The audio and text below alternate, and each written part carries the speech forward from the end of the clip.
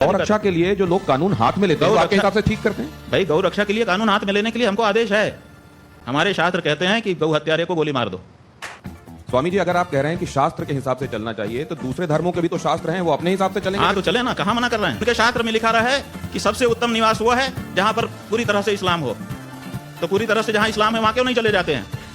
भारत के प्रमुख 4 शंकराचार्यों में से एक शंकराचार्य ज्योतिर्मठ के अभिमुक्तेश्वरानंद ने जो कहा है वो लेफ्ट लिब्रांडुओं और कांग्रेस वाले हजम नहीं कर पाएंगे। इन्होंने जब राम मंदिर के मुद्दे पर भाजपा सरकार को घेरा था और उसके उद्घाटन के मुहूर्त को लेकर सवाल उठाए थे, तो कांग्रेसियों ने इनको इस तरह से कोट करना शुरू किया जैसे ये इनके पुराने भक्त हो और सनातन के यही ध्वजवाहक हो।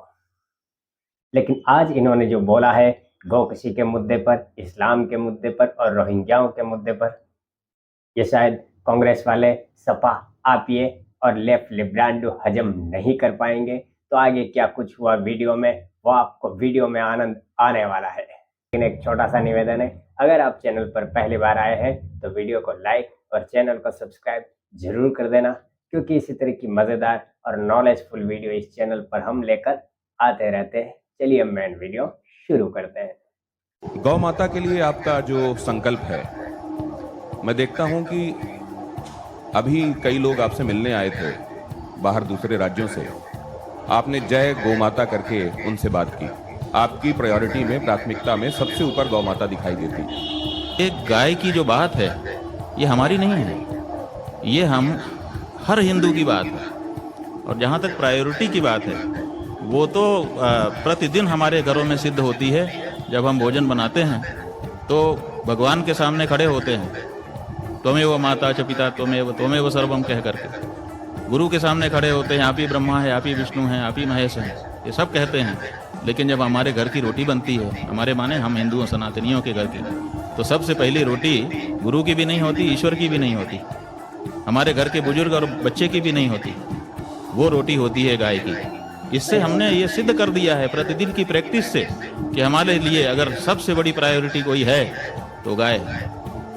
क्या ये बातें भी कि पहाड़ों में हो डेमोग्राफी बदलने की कोशिश की जा रही है, वहाँ खास समुदाय के लोग अपने उन जगहों पर भी इबादत की जगहें बनाते जा रहे हैं जहाँ असल में थी नहीं, अवैध जगहों पर बनाते जा रहे हैं? क्या ये बात सच नहीं है? क्या ये डेमोग्राफी चेंज लाने की कोशिश नहीं की जा रही है? भाई सब जगह रोहिंग्या लोग, वहाँ पर परिस्थिति ऐसी बनी, उनके प्रति जनता नाराज हुई, वहाँ से भगाए गए। अब वो सारे के सारे तो भारत में ही आके बस रहे हैं। शिमला के बारे में भी यही कहा जा रहा है कि वहाँ भी रोहिंग्या है। भाई शिमला में भी क्या हो रहा है, आपने एक जगह बनाई कि हम यहाँ करेंगे, अब उसके बाद मंजिल पे मंजिल बढ़ाते चले जा रहे हैं। और अब आपके पास जगह की कमी हो रही है, और वहाँ से अगर कोई गुजर रहा है तो अब आप, चूंकि आपकी संख्या ज़्यादा हो गई है, तो आप उसका अपमान कर रहे हैं।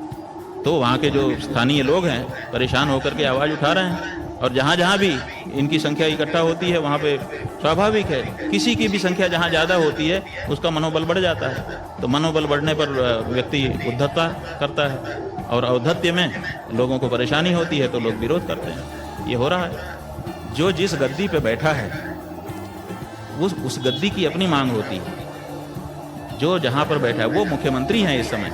आप लोग उनको संत भी कहते हैं, हमको अच्छा नहीं लगता। वो महंत और राजनेता दोनों एक साथ कोई नहीं हो सकता। हम हिंदू हैं, हम हिंदू धर्म के अनुसार रहेंगे, हमको छूट है। लेकिन हम जब राजा बन जाएंगे तब हम सबके बाप हो जाएंगे, सबके पिता, पालक, सबके प्रति हमारे समान भाव होंगे, तब हिंदू और मुस्लिम हमको नहीं दिखेगा। तो दोनों की अपनी प्रकृति है। तो आप विरुद्ध प्रकृति की दो गद्दियों पर एक साथ कैसे बैठ सकते हो? आप या तो मुख्यमंत्री रहोगे या तो महंत रहोगे।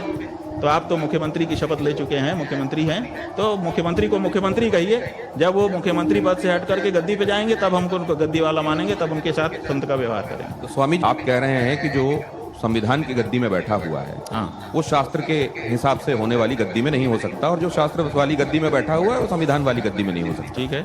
मतलब क्या इनमें विरोधाभास है क्या, शास्त्र में और संविधान में? बिल्कुल विरोधाभास है। धर्म शास्त्र की अपनी मर्यादा है, उसके काम करने का अलग तरीका है। तो और जो शास्त्र को मानने वाले होंगे वो है, संविधान के हिसाब से नहीं चल सकते, और जो संविधान को मानने वाले होंगे क्या वो शास्त्र के हिसाब से नहीं चल सकते? देखिए, संविधान के मानने वाले शास्त्र के अनुसार कहाँ चल रहे हैं। आपको समान नागरिक संहिता क्यों बनाने की जरूरत पड़ रही है, बताओ?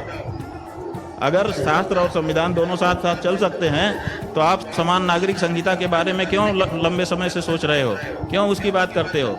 समान नागरिक संहिता बनानी ही इसलिए पड़ रही है क्योंकि धर्म अलग रास्ते जा रहा है। देखिए, धर्म जो है वो लोक के साथ परलोक को भी सोचता है और संविधान में परलोक की कोई व्यवस्था नहीं है। कैसे हमारी आवश्यकताओं की पूर्ति वो करेगा संविधान? इसीलिए धर्म को छोड़ करके हम कैसे संविधान पर पूरी तरह से अवलंबित हो सकते हैं? उसमें परलोक की कहाँ चर्चा है, बताइए? वो केवल लोक के बारे में व्यवस्था बताता है और हमारा धर्म वो लोक और परलोक दोनों को सुधारने की बात करता है। अंतर है दोनों में। तो जो भारतीय नागरिक है और शास्त्र में सनातन धर्मी भी है, वो क्या करे? वो संविधान को माने कि शास्त्र को माने? शास्त्र को मानना होगा क्योंकि शास्त्र लोक परलोक दोनों की चर्चा करता है और हमारा जो जीवन है उसमें लोक परलोक दोनों समाहित हैं। इसलिए जहाँ तक हमको संविधान चोट नहीं पहुँचाएगा वहाँ तक हम उसको मान लेंगे, लेकिन जहाँ चोट पहुँचाता होगा वहाँ तो हमको धर्म को ही, धर्मशास्त्र को ही सुनना ऐसा होगा। ही कोई व्यक्ति स्वामी जी रहा होगा जिसने अभी एक ब्राह्मण लड़के की, जिन लोगों ने हत्या कर दी है मानते हुए कि वो गौरक्षक है, गौ विरोधी है और वो गौ मांस ले जा रहा था साथ, उसने कह दिया कि मुझसे भूल हो गई, जा करके सरेंडर कर दिया। आपका जो संविधान कानून बना है उसको भोगने के लिए तैयार है। आप क्या चाहते हैं इससे ज़्यादा? आपकी पुलिस को मशक्कत भी नहीं करनी पड़ी, बहुत सारी टीमें भी नहीं बनानी पड़ी। वो तो स्वयं सामने आ गया, आकर के उसने समर्पण कर दिया कि मुझसे भूल हो गई, गलती हो गई और मैं तैयार हूँ, जो आपका कानून है उसके अनुसार मुकदमा चलाइए, सजा दीजिए। गौ रक्षा के लिए जो लोग कानून हाथ में लेते हैं वो आपके हिसाब से ठीक करते हैं? भाई, गौ रक्षा के लिए कानून हाथ में लेने के लिए हमको आदेश है। हमारे शास्त्र कहते हैं कि गौ हत्यारे को गोली मार दो, है आदेश। हमने अपने मन पे पत्थर रखा है और भारत की सरकार से अपेक्षा की है कि ये हमारे हृदय पर जो चोट है उसको दूर करेंगे। कानून दूर नहीं कर रहा है तो आखिर हिंदू कब तक ये सहता रहेगा? 75 से ज्यादा साल हो गए हम छाती पे पत्थर रख करके बैठे हैं कि हमारी माँ को मारा जा रहा है, कानून कुछ न कुछ हमारी मदद करेगा। लेकिन स्वामी जी, सड़कों पे गाय घूमती हैं।